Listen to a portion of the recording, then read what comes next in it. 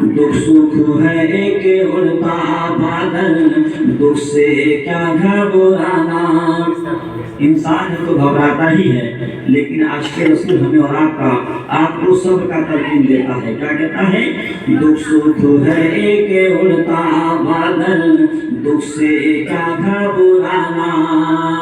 और प्यारे नबी का नाम लेकर नाव बढ़ाते जाना, प्यारे नबी का नाम लेकर नाव बढ़ाते जाना।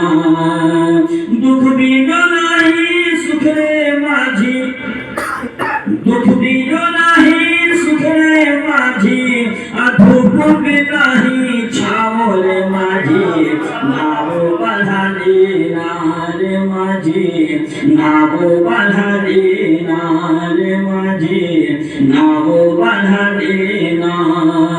सारंग के उस पारों है मेरे प्यारे नबी का गाँव रे माझी, नाव बढ़ाने रे माझी, नाव बढ़ाने ना।